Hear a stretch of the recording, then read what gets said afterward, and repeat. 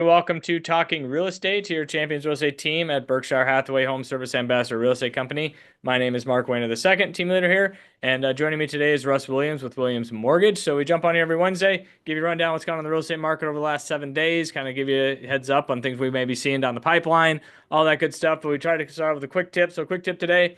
If you're out there searching for homes, whether that's, love to have you on our championsrealestateteam.com website, or if you're using any other ancillary websites and things of that sort. And if you're using the mortgage calculator and kind of trying to do backwards math, and saying what can I afford, and okay, here's what my rent payment is, or here's what I'm comfortable with my take home, and and having 30% of that or whatever be of a mortgage payment, and you're using that mortgage calculator to do that calculation, which is okay. But the two factors you need to take into account in there that most of them do not have is property taxes and homeowners insurance. So those are two big factors of your mortgage payment, because when you're doing that mortgage calculator, you're just doing your principal and your interest. So you really have to take an account and know kind of what what's your homeowners insurance, which I think I heard some agents and some insurance agents is about almost 1% of that value. So if you got a $250,000 house, think about $2,500 of insurance. So if you got an $800,000 house, maybe it's $8,000, which I've seen that in some of my clients have gotten renewals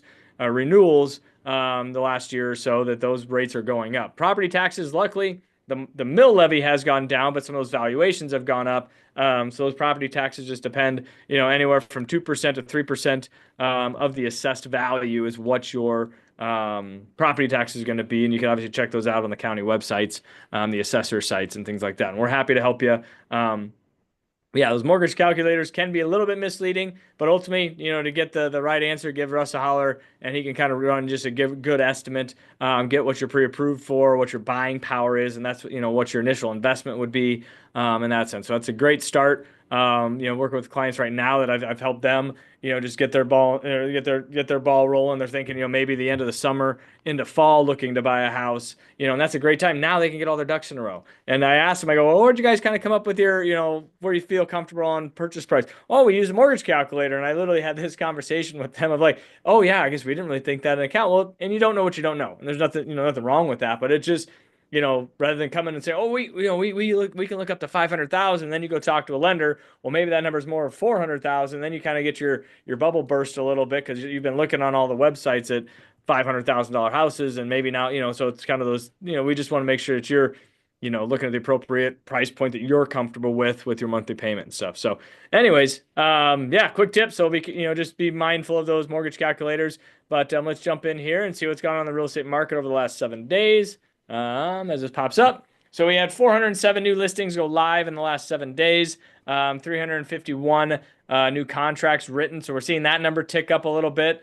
And we had 266 happy new homeowners. So that's the basically what went under contract around Christmas time, or the holiday New Year. So that number's down a little bit, which is typical for this time of year. But as we're seeing here, we're getting 400 on, 350 off. So the market is still very active. And, obviously now we're getting a little bit nicer weather. I see these numbers would probably, in my estimation, would probably tick up a little bit going into next week, and all that good stuff. So I think that's, now is a good time to buy. I've had clients, hey, should we look now? Should we wait till spring when there's more houses? I'm like, get in there now and see if there's something that you like, when there's less competition, and all that kind of fun stuff. So, I mean, that's kind of the big point, that we're seeing here. So we're seeing those houses, one in, one out, getting more close to that earlier. We're just in whatchabuckets in January here. And I know last year we had that huge cold spell, and we even had some of that snow that kind of put a pause on the market for almost a month or so, but now, that's still a time to keep looking out there, getting in touch with us here at Champions Real Estate Team, that we have houses that we know that are going to be coming on the market with our clients and stuff that, if it all works out, maybe get something before it even goes on the market, from that aspect of it. So let's take a look at 30,000 foot view here. So the big picture side of it as it pulls up. So we just went under 3,000 homes active on the market. So what that's coming from is essentially we had 400 go on, 350 go off. So we're getting more houses coming off the market, in that aspect of it there. So we had 1,796 listings in Douglas and Sarpy County that are for sale, so under 1,800. And then we had our existing homes at 791. We've had, over 800, almost, 900 homes, and that number has kind of steadily gone down for that existing house market there. So, if you're, like I said, back to, seeing that house, those numbers drop a little bit, that's less inventory. Our new construction's kind of still hovering right around that 1,000 mark. 3.6 months of inventory. We had last month, we were at 4 point, or last week, we were at 4.1. So obviously, like I said, more houses are coming off the market. That number is going to go down a little bit. Going more into a seller's market, see a little bit more multiple offers. So right now, when there's less buyers in the buyer pool, you may be able to get home inspections, get some concessions from the seller, as far as closing costs and things of that sort. But yeah, so that all kind of plays into part there. And then we're seeing our average sold price, drop a little bit down to that 326 ballpark. But with that data, that's only basically what's in the month of January. So our data points are a little bit less than we've had throughout the year. So as we go into the year, we'll see that number, adjust and change there. But yeah, so that's kind of what I'm seeing here in the marketplace. Still obviously a good time. Market's shifting a little bit, getting kind of into that little bit of spring market as we see, and then it'll just kind of more weather dependent as we kind of go through the February and the March time frame, and then people, let's as the nicer weather comes in, but we'll see some of those peaks and valleys as we go through things coming out here. So Russ, how we doing today?